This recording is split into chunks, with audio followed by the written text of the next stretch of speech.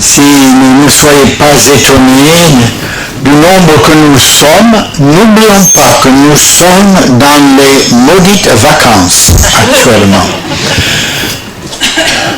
Nous serons obligés de réfléchir beaucoup là sur les vacances. Emmanuel Bozzi, le pasteur ici, m'a dit, quand j'ai pris une sorte d'espérance inouïe en vue du mois de mai, il a dit détrompez-vous parce que chaque week-end est une vacance prolongée. Alors, sachez une chose, on peut démolir notre propre église par notre absence perpétuellement dans des vacances. Je le répète au cas où vous n'avez pas entendu. Nous pouvons nous-mêmes détruire l'église dans les perpétuels déplacements pendant les week-ends et les vacances continuellement. Il ne faut pas oublier que les vacances sont tous les 6 semaines. Et puis en plus de ça, il y a des longs week-ends. Et nous devons faire attention. Nous prions que des gens viennent, nous prions que Dieu bénisse. Mais si nous partons tout le temps, il va, n'est-ce pas, ça ne va pas aider. Hein? Il faut que nous prenions l'Église au sérieux. Et même si c'est français de partir pour chaque vacance, ne soyons plus français alors. Soyons vraiment chrétiens. Et en premier. Et qu'on prenne ça au sérieux, parce que l'Église est sérieuse. Il s'agit des âmes pour l'éternité.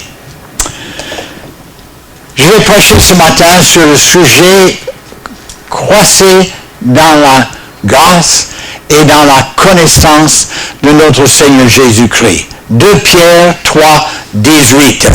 Je viens de le dire. Mais vous pouvez garder ce verset dans votre cœur, mais croissez dans la grâce et dans la connaissance de notre Seigneur Jésus-Christ. Et croître, ça veut dire d'avancer dans la vie chrétienne. L'apôtre Paul, en écrivant à l'église de Galate, a dit que Pierre et d'autres apôtres étaient considérés comme des piliers, comme des colonnes dans l'église. Dieu veut que nous ayons des colonnes dans l'église. Quand je pense à une église, je ne compte pas les membres forcément. Je compte les colonnes. Parce que ce sont les colonnes qui soutiennent l'église. Ce n'est pas le nombre de colonnes que l'église est connue. Quand je dis colonnes, on pense toujours, on aimerait avoir des hommes solides comme des rocs sur lesquels on peut compter. Mais il ne faut pas oublier que dans beaucoup d'églises, ce sont des femmes aussi qui sont des colonnes. Il n'y a pas que des hommes qui sont colonnes. Il y a des femmes aussi solides sur qui on peut compter. Je me rappelle quand je suis arrivé en France, j'étais dans une église libre à Bordeaux. Et cette église avait à peu près 50 personnes qui ont assisté au culte le dimanche matin. Mais dans une église de 50 personnes, il y avait une colonne, une femme. Mais elle était solide. Hein? Et l'église était, pour ainsi dire, autour d'elle. Et c'est elle qui a... C'est pas qu'elle a dirigé, non, elle n'était pas une femme qui voulait se faire voir et qui... Non, mais elle était là, elle voyait ce qu'il fallait faire et elle a fait ça de son côté, est une colonne dans l'église. Eh bien, je prie que notre église ait beaucoup de colonnes. Pourquoi? Parce que l'église se forme autour des colonnes. Je pense que les colonnes sont là et les églises s'attachent à ces colonnes et la solidité est basée là-dessus. Il s'avère que quand les gens acceptent le Seigneur, et regardez vous-même les premiers jours de votre salut, on commence avec une joie. On est sauvé, on se souvient de ce jour pour le restant de sa vie. On est dans la joie, les péchés sont pardonnés, on est en route. Et puis, tous les jours, on ne peut presque pas attendre que le dimanche arrive, on lit la Bible, on prie, on parle aux autres. Et puis un beau jour, ça s'estompe. Alors, on regarde, là, personne n'est encore là, mais c'est pas pareil, c'est pas... La joie est partie, l'enthousiasme, le zèle n'y est plus. Et on se demande, mais qu'est-ce qui se passait? C'est que voilà, le péché est entré dans la vie. Alors, ça entre tout doucement et on ne se rend pas compte. Et c'est terrible quand c'est tout petit, on sent qu'on ne doit pas le faire, mais on le fait quand même. Mais vous savez, le péché grandit.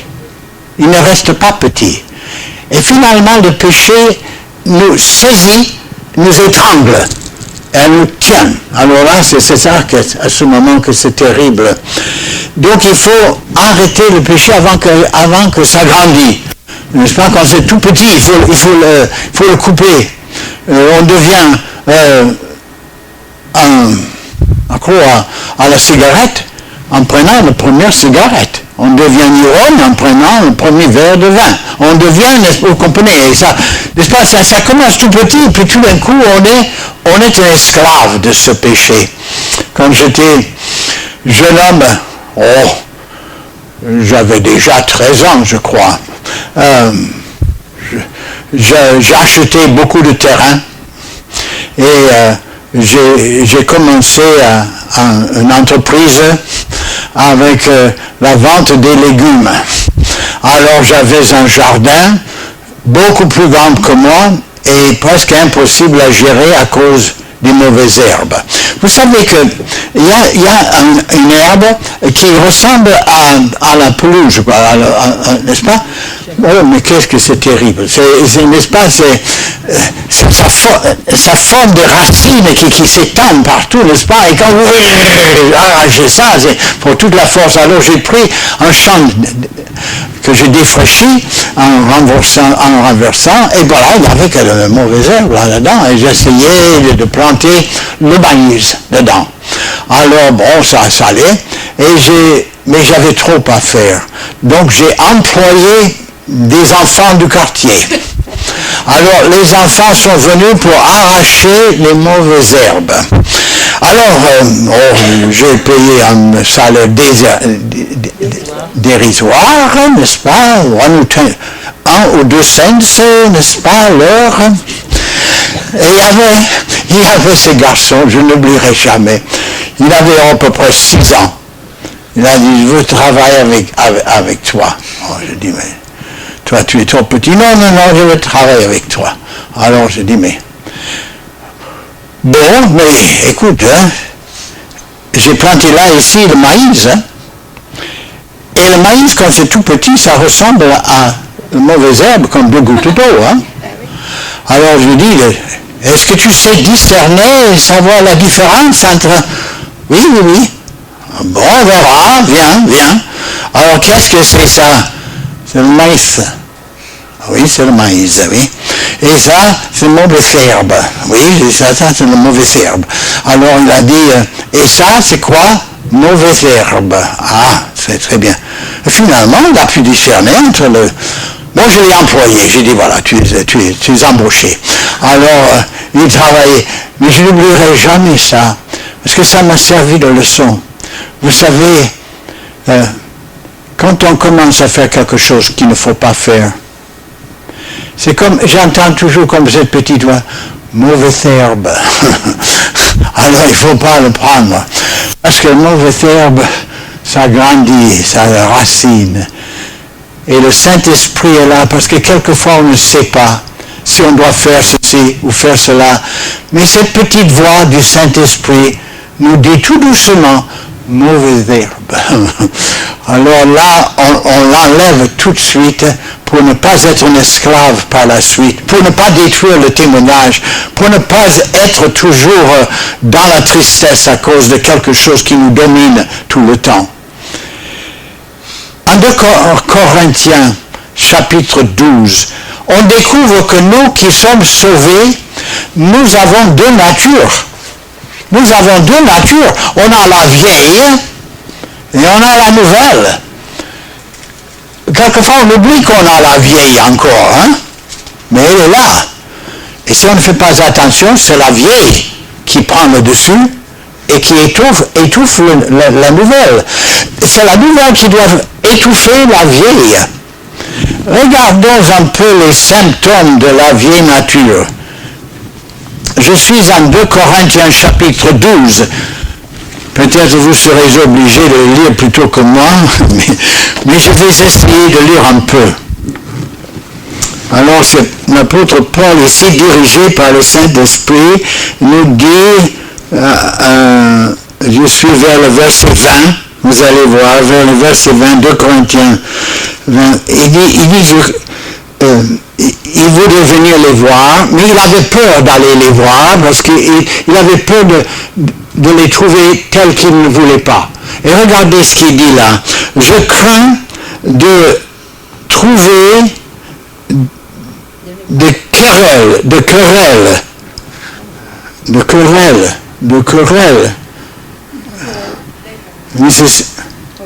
Mais quand je vais lire cette liste, maintenant attention, hein, ne dis pas, oh là là, je pense à un tel. Et c'est tellement facile, chaque mot là, oh là là, vous allez dire, oui, oh là là, ça décrit un tel ou une telle. Non, regardons comme si c'était nous, hein. De la jalousie, jaloux les uns des autres, des dons quelquefois les uns des autres, la place des uns des autres, la position on accorde, la jalousie, il dit. Regardez encore, de l'animosité. Ça peut devenir même animosité entre frères, entre sœurs. Puis il dit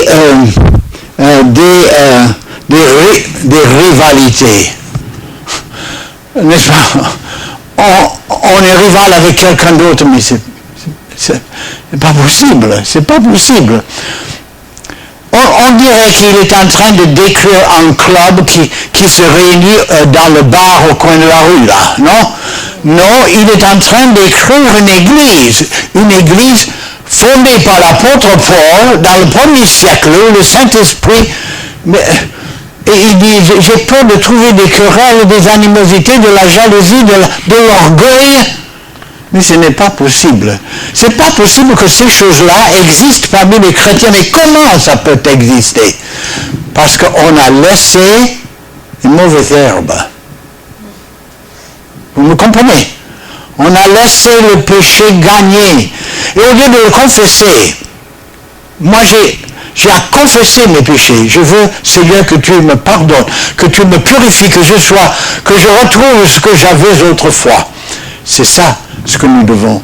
Il a dit, mais croissez dans la grâce. La grâce au Seigneur. Mais qu'est-ce que ça veut dire de croître dans la grâce? Vous savez que c'est difficile de croître dans la grâce. Pourquoi? Parce que la grâce ne vous offre pas il y a un mot français là que je ne trouve pas. Ça vient et ça ne vient pas. C'est comme un garde-fou. Ah, c'est ça. La grâce n'a pas de garde-fou. Il n'y a que le Saint-Esprit. Il n'y a pas autre chose. Mais l'homme a peur de la grâce. Parce qu'il n'y a pas de garde-fou.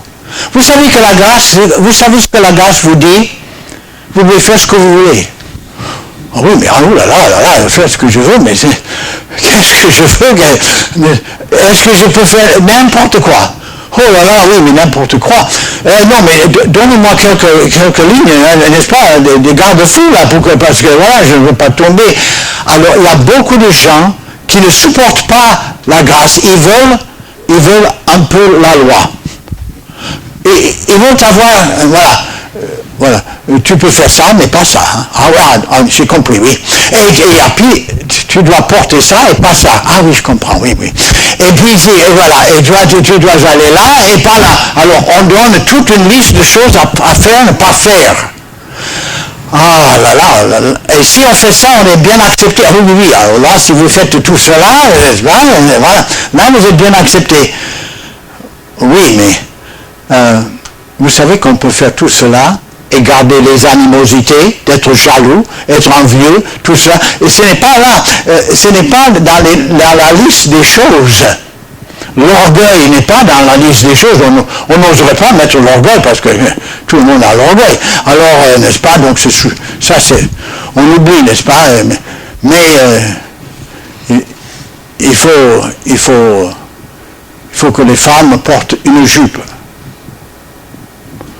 Ah oui, d'accord. C'est difficile, mais je vais porter une jupe. Alors, on pense que parce qu'on porte une jupe, on est bien. Vous savez, on peut porter une jupe et avoir la jalousie, l'orgueil, l'envie et tout le reste. Maintenant, je ne suis pas contre de porter une jupe, hein, attention. Hein. Je dis, si c'est dans la liste des choses, n'est-ce pas? Mais l'homme a peur de la grâce, parce que la grâce dit, vous pouvez faire ce que vous voulez. Oui, mais oh là là, on a peur de ça. Mais la grâce, dans un sens, est plus exigeante que la loi. Parce que la grâce va beaucoup plus loin que la loi. La loi dit donne la dîme. C'est dans la loi, donne la dîme. Mais la grâce dit donne beaucoup plus. Oh là là. C'est-à-dire que voilà, on commence avec la dîme, mais on va beaucoup plus loin. La grâce, Dr. Moyer, mon professeur, il a bien expliqué la chose. Il a dit, quand je suis dans la voiture, avec ma mère à côté de moi, il a dit, et je vois une pancarte qui dit 60 à l'heure. Maximum, hein? Limite, 60. J'ai envie de mettre le pied sur l'accélérateur et voir ce que, voilà. Et le pire, c'est que je le fais. Et quand je fais ça, j'ai ma mère à côté de moi qui dit, Bob, il a dit, je lève le pied, non pas parce que la loi m'a dit de lever le pied, mais parce que j'aime ma mère et je lève le pied. On fait pour Christ ce qu'on ne ferait jamais pour la loi. La loi ne dit pas, va en Afrique, prêcher l'évangile. Mais la grâce dit, va en Afrique et prêcher l'évangile. Vous comprenez ce que je veux dire? La grâce va beaucoup plus loin que la loi. Mais la grâce a une façon de le dire que la loi n'a pas. C'est une chose quand quelqu'un vous aime. Vous savez, on fait des choses parce que Christ nous aime. Parce qu'on aime le Seigneur. Et parce qu'on aime le Seigneur, on ne fait pas certaines choses. On peut tout faire. Mais on ne le fait pas parce qu'on l'aime. On sait qu'il ne veut pas qu'on le fasse. Il n'y a pas de loi. Non, mais il y a la loi intérieure. Il y a le Saint-Esprit qui dit mauvaise herbe. Alors là, on ne le fait pas. Et on continue comme ça, de cette façon-là. Mais croissez dans la grâce et dans la connaissance de notre Seigneur Jésus-Christ. Trop de gens s'arrêtent avec le mot connaissance. Croissez dans la connaissance. Le verset ne s'arrête pas là, ça dit dans la connaissance de Jésus-Christ. Vous savez, on a l'impression toujours que tout est dans la connaissance. C'est pour ça qu'on a les facultés. On étudie, n'est-ce pas? Quand on accepte le Seigneur, cette Bible, je vais la connaître presque par cœur. Voilà, aucun problème. Vous savez, Dieu veut qu'on lise la Bible.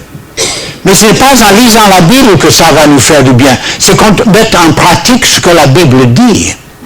Et si on lit sans mettre en pratique, c'est comme Jacques a dit, c'est comme quelqu'un qui se regarde dans un miroir et puis qui s'en va sans rien faire pour se changer. C'est-à-dire que si on voit une grande tache là en regardant dans le miroir, mais il faut prendre un gant et un peu de savon et enlever. C'est pour cela qu'on a un miroir. C'est pas simplement pour se regarder. C'est pour s'arranger après, pour mettre en pratique. Quand Dieu nous dit certaines choses, il faut le faire. Parce que si on ne le fait pas, ça ne nous sert à rien. La connaissance enfle. Mais l'amour édifie. La connaissance enfle. Oh là là. On aime montrer. Je me rappelle quand j'ai commencé à évangéliser, j'étais tout neuf dans l'Institut biblique. Alors, je ne savais pas grand-chose, mais vraiment rien presque. Alors j'étais en train de gagner des âmes, et le Seigneur m'a aidé à gagner des âmes, parce que c'était simple, j'avais un livre sans parole, page noire, page rouge, page voilà, blanche, n'est-ce pas? Donc, quand même, hein, j'étais un jeune homme et je pouvais apprendre ça, c'était pas trop difficile. Alors j'expliquais, n'est-ce pas, comment ça marche, mais au fur et à mesure que j'ai assisté au cours, j'ai appris de la connaissance. Alors, je n'étais pas content simplement de donner les 4 pages, je voulais aussi montrer que j'avais une connaissance beaucoup plus supérieure qu'à ça. À partir de ce jour-là, je ne gagnais plus d'âme. Et je me suis arrêté, j'ai pleuré, je lui ai dit, Seigneur, je ne gagne plus d'âme. Parce que tu es enflé d'orgueil, c'est pour ça. Tu enfles avec la connaissance. Simple. Alors j'ai oublié tout ça, je suis revenu et j'ai gagné des âmes encore. Vous savez qu'on peut être diplômé d'un séminaire, connaître la Bible d'un bout à l'autre, sans jamais vraiment être ce que Christ veut de nous, sans être un chrétien profond dans la Bible. Mais croissez dans la connaissance de notre Seigneur Jésus-Christ. C'est ça. C'est de connaître Christ. Il y a des années maintenant, j'avais envie d'évangéliser à Neuilly-sur-Seine. Alors je suis allé là et j'ai demandé la permission d'avoir la salle municipale. Et par ma grande surprise, on me l'a accordé. Alors, il y avait un très jeune maire de cette ville, il s'appelait Nicolas Sarkozy.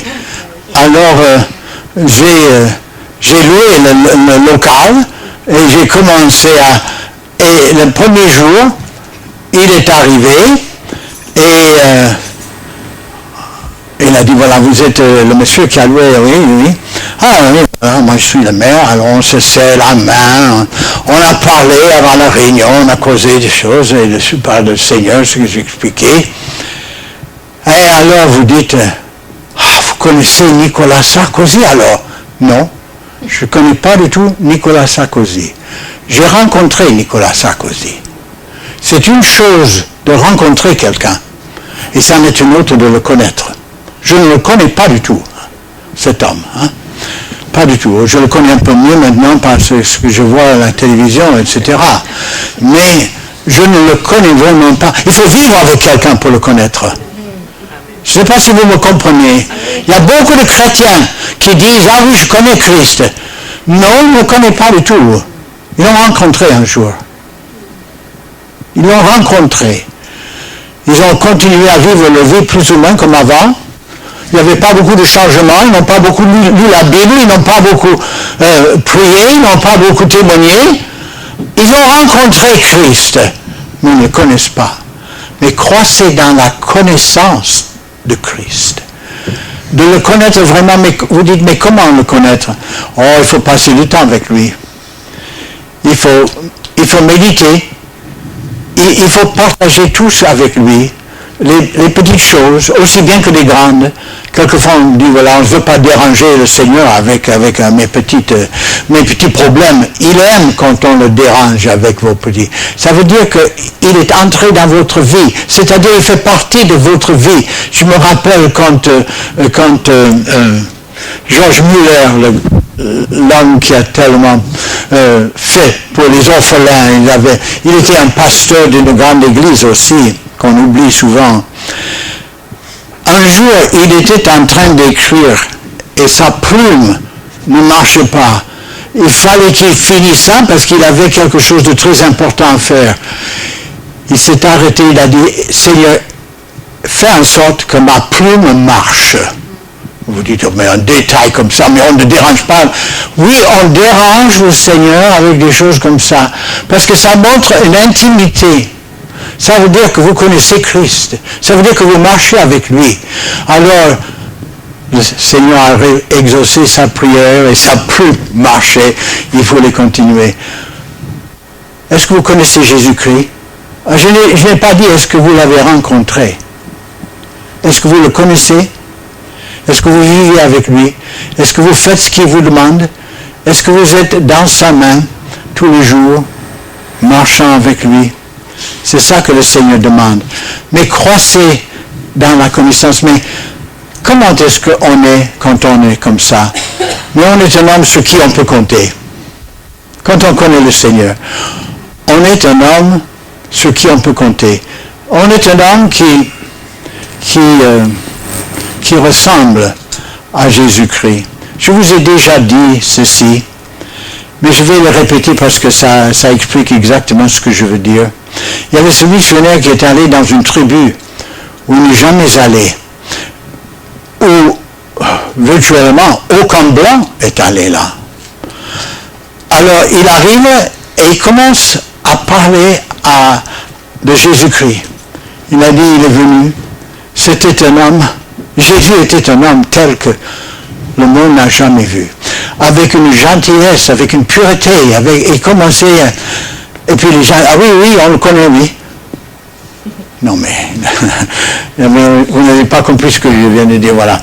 Je dis, voilà, il y avait cet homme qui est comme ceci, il a décrit encore l'amour de Jésus et comment il était avec les enfants et tout cela.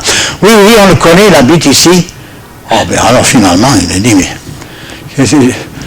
Alors voilà, étant donné qu'il vit ici, alors où est-il? Alors on l'a amené, et il y avait un homme dans une case là. Il est sorti. Quand il a vu il a dit, mais je suis content que vous êtes venu ici dans notre village, tout cela. Et il a dit, mais raconte-moi un petit peu, qu'est-ce que... il a dit, oui, il faut que je vous dise, moi je suis allé très loin, un jour, et il y avait là un missionnaire, un homme blanc comme vous, et il a parlé de Jésus-Christ, il a dit, je l'ai accepté dans mon cœur. Il a tellement vécu Christ que les gens pensaient qu'il était Christ. C'est pour cela qu'il dit, il vit ici. Vous comprenez? C'est ça. On reflète Christ. On peut compter sur vous. Vous êtes un homme, une femme solide, un pilier dans l'Église. Les gens vous regardent. Ils veulent être comme vous, parce que vous êtes comme Christ. Mais croissez dans la grâce et dans la connaissance de notre Seigneur Jésus-Christ. On ne peut pas croître sans naître. Et il y a beaucoup de pasteurs aujourd'hui, dans les grandes églises, qui prêchent comme si tout le monde était déjà sauvé, comme si tout le monde était déjà en route pour le ciel. Et il nous dit comment il faut croître. Mais mes chers amis, avant de croître, il faut rencontrer Christ. Il faut qu'il soit votre sauveur. Il faut qu'il habite dans votre cœur. Une fois qu'il entre, votre vie peut commencer à croître. Mais avant qu'il entre, il n'y a rien que la mort. Prions Dieu.